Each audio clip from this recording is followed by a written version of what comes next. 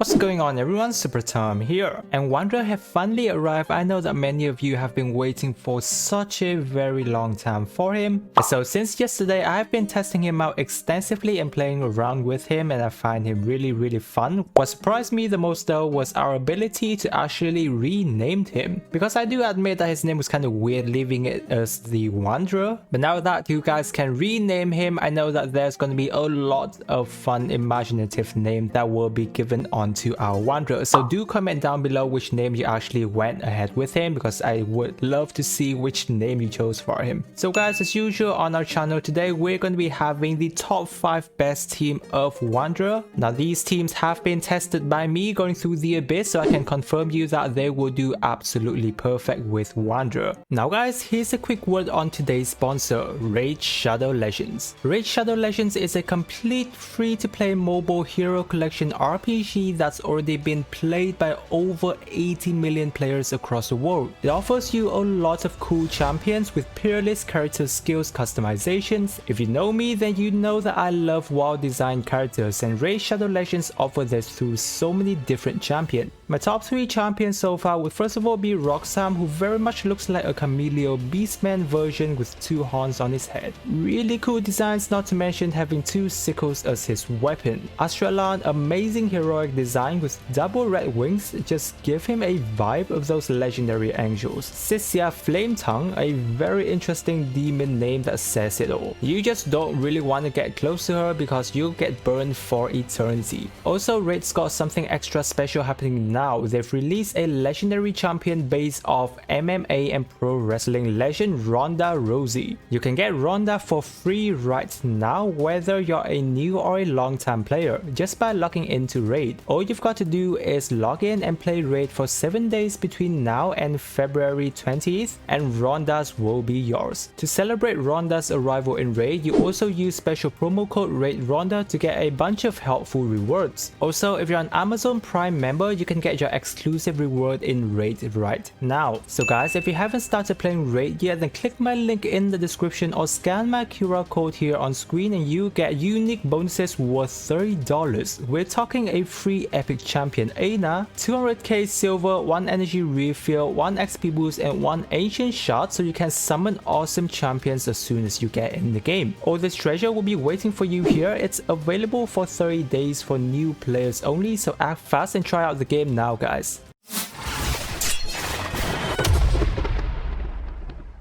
So first off, we're going to be going through some of the most important points of the Wanderer so that you're able to play and use him as best as you can. Now assuming that you've already know the Wanderer's build, I won't be going in depth into his build here in this video, but we'll be only focusing on his teams. Now the Wanderer, after a lot of testing, I would say he's a pretty decent DPS. His damage output is pretty good. Plus it's quite fun to play, a little bit different from how other character plays, so there's kind of like that new feeling to his gameplay here and there. Also, what I do kind of notice is that he doesn't actually require that much field time, even though he is considered to be a hyper carry. His field times usually last around, I would say 10, a little bit over 10 seconds here and there, because it does depend on the amount of dashing you unconsciously do to him at times. Because even with his passive talent 2 that don't uses his stamina bar when you dash, sometimes you just tend to, juice dash a little bit more than you need to and then end his rotation faster than you want. Now regarding the Wanderer's gameplay, generally you don't want to focus on his burst a lot, even though his burst does quite a bit of damage due to the fact that his burst just end his E skill rotation like right away. You just don't want to use that too often. So the only thing you want to focus on is going to be on his normal and charge attack as well as his E skill. Therefore, when we're looking at his passive talent 1 that gives him quite a lot of buff, I would generally recommend you to ignore his electro buff, because an extra a little bit of energy regen towards him doesn't really do him too good. Better yet, focus on the other buff, which is going to be Cryo and Pyros are going to be the 2 best buff you want to have, and Hydro buff is pretty good here and there as well, letting you have a little bit more on-field time with the Wanderer because it does extend his combo a little bit further. The Wanderer though does have a bit of combo that you can do with him, because he can do his normal attack and charge attack interchangeably here and there, but generally speaking, what I find to have the most DPS output in terms of the Wanderer is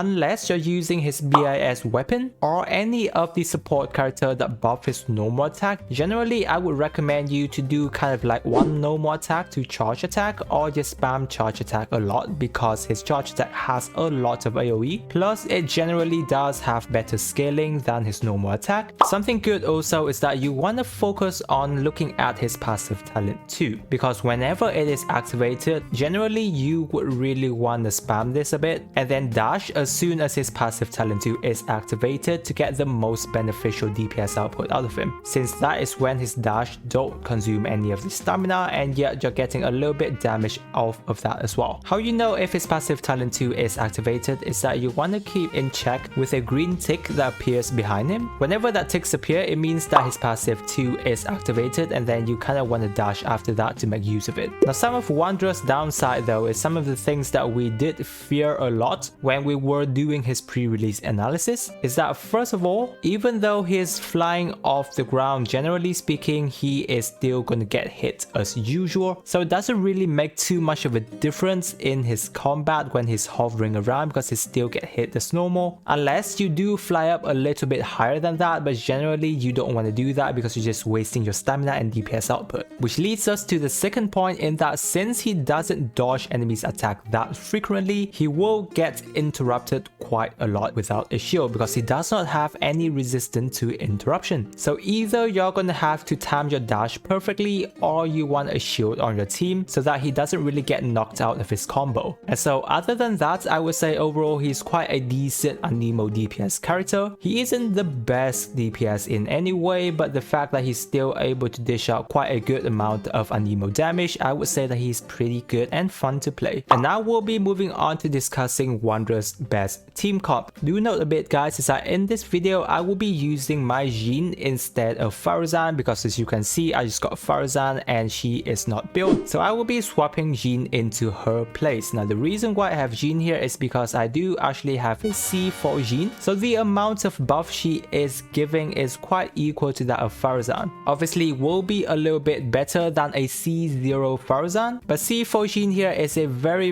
good option for you to put in place of Farazan, waiting until you have far better constellation of Farazan, because she is a character that heavily depends on constellation to make a huge difference. Plus having Jean here means that you're saving a healer spot on your team, which is also pretty significant at times. And so first off, the best team I found for the Wanderer till now is gonna be Wanderer, Jean, Bennett and Zhongli, because this team basically puts everything in Scaramouche favor. We have Bennett here for attack buff and healing for the team, as well as providing the Wanderer the pyro buff that he gets, which is another 30% attack boost. Zhongli, of course, a very important member on the team, providing a lot of shield as well as other buffs that he provides for the team, especially tenacity sets and resistance decrease. So Wanderer is basically on a safe bet having Zhongli on the team, as he's almost never gonna get hit. Jean here for Anemo resonance and a lot of Anemo decrease from her burst at C4, plus she does give a lot of attack boost and movement increase at C2, so that's pretty good. This team is fairly simple to play because everything you just need to keep in mind is basically set up Zhongli's shield and then Jean's and Bennett's burst. After that, move to the Wanderer and you're pretty much good to go. The only thing with this team is that it lacks a little bit of off-field damage, however that isn't really too bad because everything is focused on Wanderer dealing the most damage that he can be, so that's totally fine. Second team, we have Wanderer, Jean, Rosaria and Xingqiu. Now we're focusing on a freeze team here to make his cryo buff onto Wanderer. We have Rosaria here as the cryo triggerer for the team. Now you can actually have other characters such as Diona or Layla is a pretty good option as well if you have her, because she does provide quite a decent shield plus attack boost for the whole team. But if you've already got Rosaria built, then that's perfect as well, because she can deal pretty decent off-field damage with her burst, and her burst does stays on field pretty long as well, so that's pretty decent. Xingqiu here of course for off-field damage from the Wanderer doing normal attack plus hydro application so that we can freeze enemies in place. Very decent character. Also if you've got a Yelan on your account, you can definitely use her as well for extra attack boost that she gives. Though what's good about Xingqiu though is that he does give resistance to interruption, so that's a pretty good side of Xingqiu. And then obviously we have either Farazan or Jean, though I do recommend having Jean here on this team because Farazan doesn't heal. Of course, the more constellation you have on Jean, the better the team is gonna be. Once again, you don't really need to focus too much on the rotation because it's rather easy. You do want to just keep in mind setting up Rosaria's and Xingqiu's burst so that you can have as much freeze time on enemies as possible. Rosaria is quite energy hungry, so that you kind of wanna like keep in mind her energy recharge so that you make sure her burst is up for every single rotation. Third team, we have Wanderer,